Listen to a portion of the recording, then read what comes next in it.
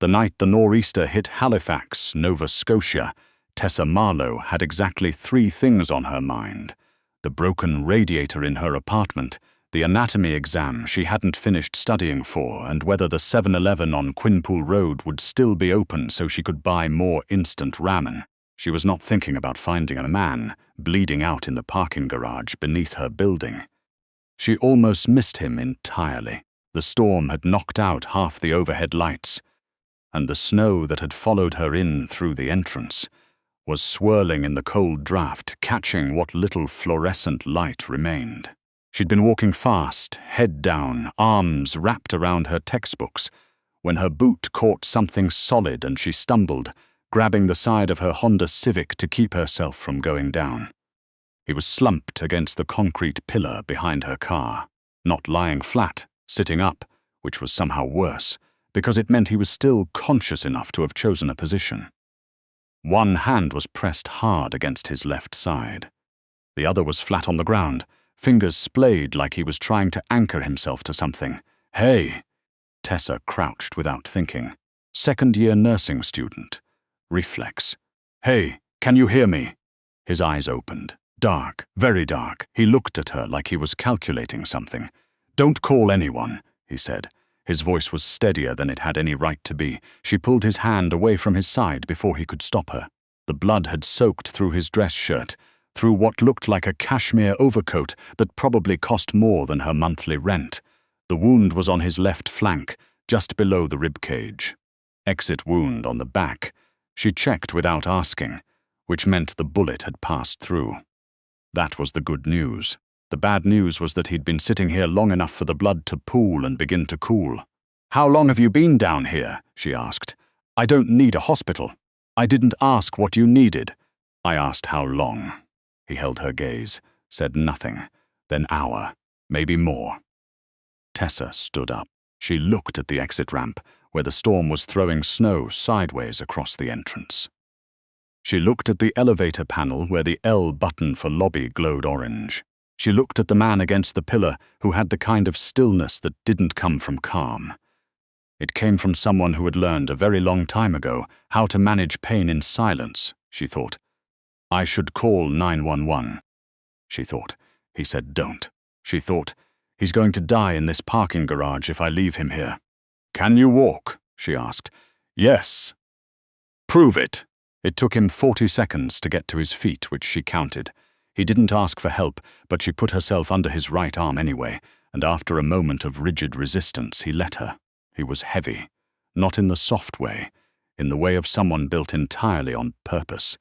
She could feel the tension in every muscle even as his body fought to stay controlled. They took the elevator to the 4th floor. He didn't say a word the entire ride. She could feel him monitoring her, measuring her. She'd seen that look before on certain kinds of patients, the ones who'd had bad experiences with people in positions of authority and had decided, at some foundational level, never to be at anyone's mercy again. Inside her apartment, she sat him on the bathroom floor because it was the only surface she could clean properly afterwards, and she went to the kitchen and grabbed the kit she'd started assembling in first year because her professor had said, only half joking, that a nursing student without a proper first aid kit was like a carpenter without a hammer. "What's your name?" she asked, pulling on gloves. A pause. "Stellan. Stellan what?" "Just Stellan."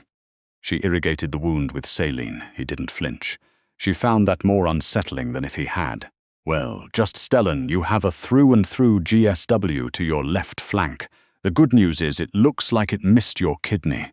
The bad news is you've lost a significant amount of blood, and I'm a nursing student, not a trauma surgeon, so this is going to be a very rough version of what you actually need. It'll hold. You don't know that." "I've had worse." She looked up at him. He met her eyes without blinking, and she believed him, which she wasn't sure how to feel about. She packed the wound as cleanly as she could, applied pressure, used butterfly closures, and then proper gauze wrapped it tight. She gave him 2 liters of water to drink over the next hour because it was the closest she could get to fluid replacement without an IV line.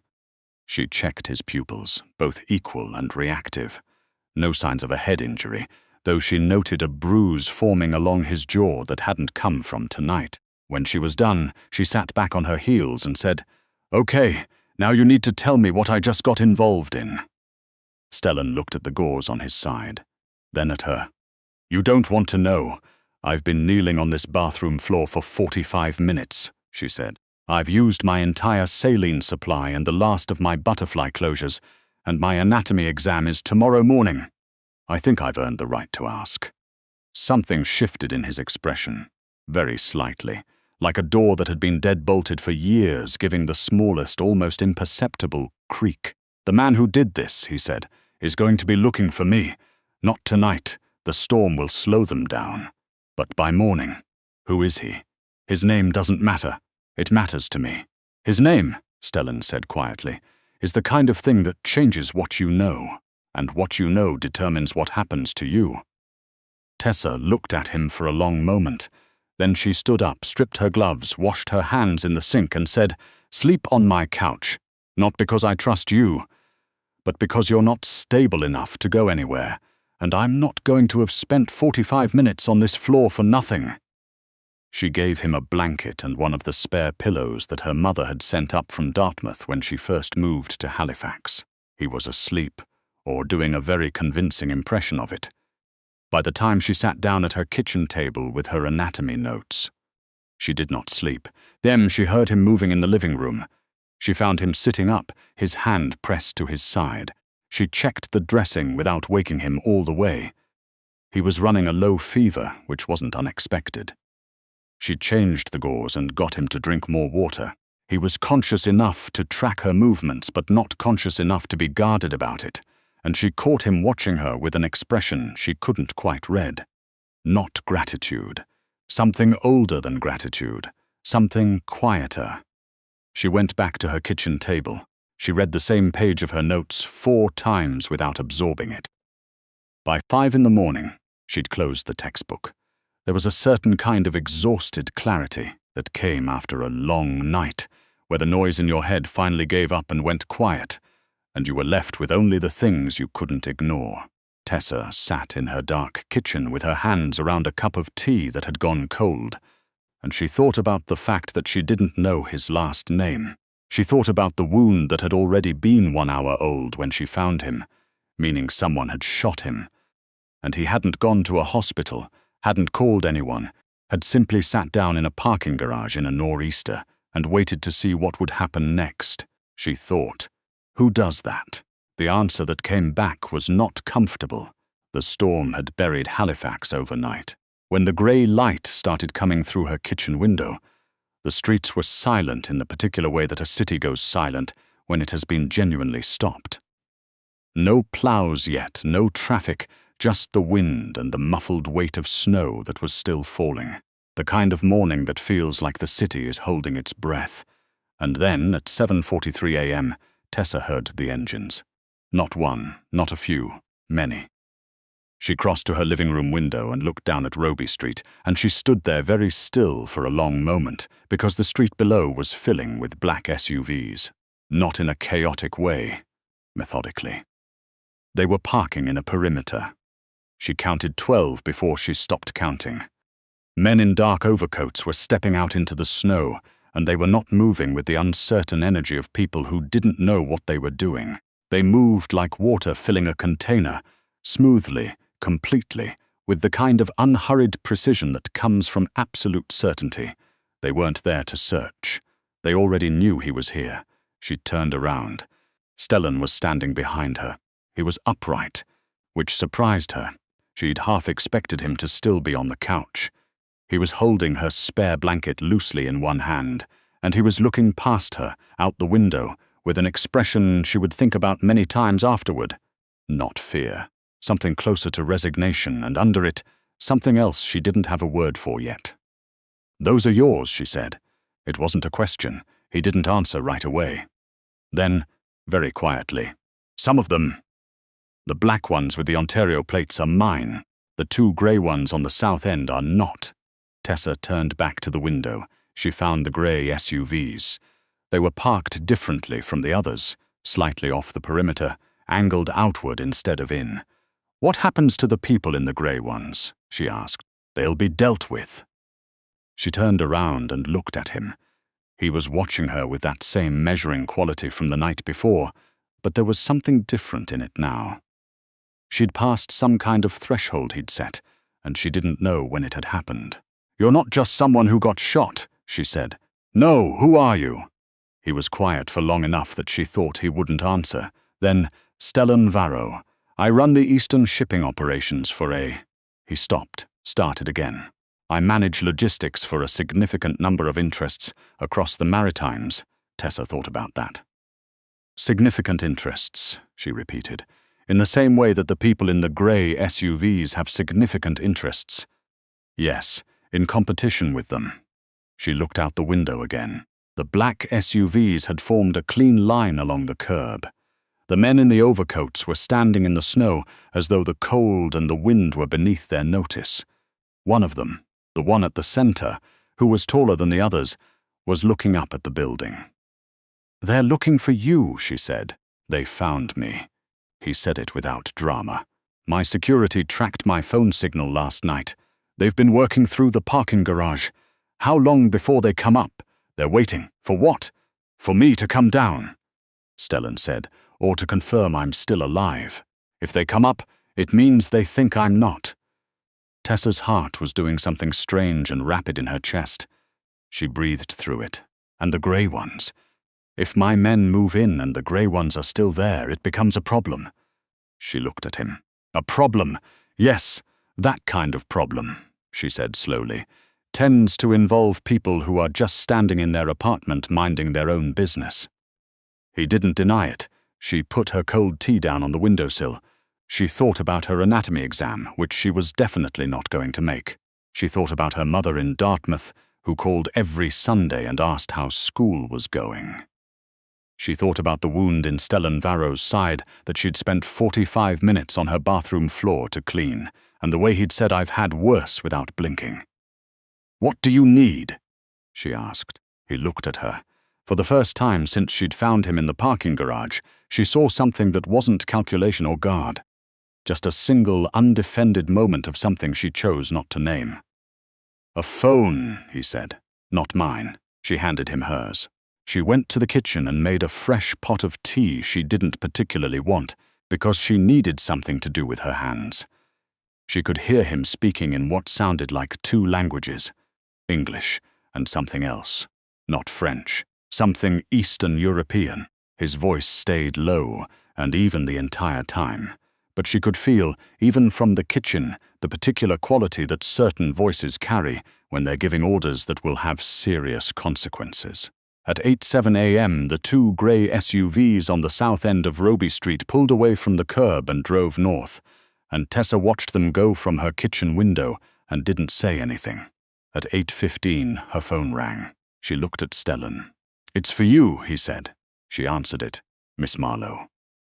The voice on the other end was a man she'd never heard before, older, with an accent that reminded her faintly of someone who'd learned Canadian English, after already being fluent in something else.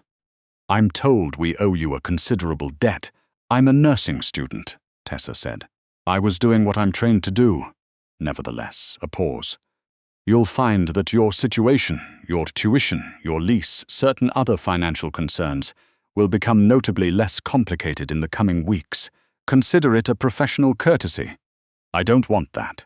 A longer pause. "What do you want, Miss Marlowe?" She looked at Stellan, who was watching her from the doorway. She thought about the wound, the parking garage, the way he'd said, "I've had worse," and she'd believed him without knowing why. "I want to not have to think about this again," she said. "Whatever this is. I want to go write my anatomy exam and come home and have this be a very strange thing that happened once." A quiet sound that might have been the beginning of a laugh. "That," the voice said, "may be the most unusual request I've received in 40 years. We'll see what we can do." The line went quiet. Tessa set the phone down on the counter. Stellan hadn't moved from the doorway. He was wearing the same clothes from the night before, and he looked like a man who had spent a night on someone's couch after being shot, which is to say, he looked worse than he probably allowed himself to look in most circumstances. The bruise along his jaw had darkened overnight. "You could have asked for money," he said. "I don't want money from you. Most people do. I'm not most people." He looked at her for a long time. There was something in his expression that she hadn't seen before and couldn't quite place. Not because it was complicated, but because it was simple in a way she hadn't expected from him. Stripped of the calculation. Just a man standing in the doorway of a nursing student's apartment in Halifax on a snowy Thursday morning, with a wound in his side that she'd closed, looking at her like she was something he hadn't known to account for. "You should go downstairs," she said. "Your people are waiting." "Yes." But he didn't move for a moment. "You'll be safe," he said. Not as a reassurance, he said it the way someone would state a fact they were putting their full weight behind. "I want you to know that." She nodded, crossed her arms. "Go pass your anatomy exam," he said, and the corner of his mouth moved in something that was almost briefly a smile. She waited until the elevator doors had closed, before she went to her window and watched him emerge onto Roby Street below. The men in the dark overcoats moved toward him immediately, adjusting, reforming the perimeter around him.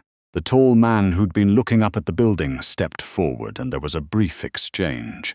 Stellan touched the man's shoulder once, the way you do when you want someone to stand down. And the man nodded. They moved to the SUVs. Doors opened. The line of black vehicles began pulling out onto Roby Street one by one, smooth and unhurried, and within 4 minutes the street was empty again. Just snow. Just the wind. Just Halifax slowly starting to dig itself out. Tessa stood at the window for a while after they'd gone. She thought about the voice on the phone. "We'll see what we can do." She thought about what that meant and what it didn't mean, and whether wanting to simply go write her exam and come home and pretend this was a very strange thing that happened once was possible from the side of it she was now standing on. She thought about what Stellan had said. "You'll be safe," the weight he'd put into it. She found her jacket. She found her bag, her keys, her notes. The notes she'd never finished reading. She paused at the bathroom door, looked at the gauze wrappers and saline bottles she'd need to deal with later. Then she locked her apartment and went to write her anatomy exam. She did well. She'd studied more than she thought. 3 weeks later, she came home from a late shift at the teaching hospital to find a small package outside her door.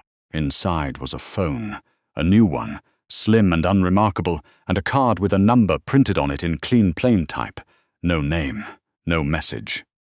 Nothing that would mean anything to anyone who didn't already know what they were looking at. Tessa stood in her hallway and turned the phone over in her hands. She thought about dark parking garages and storms that stop cities. She thought about a man who sat down in a pool of his own blood and waited to see what would happen next. She thought about the things you know and what they determine.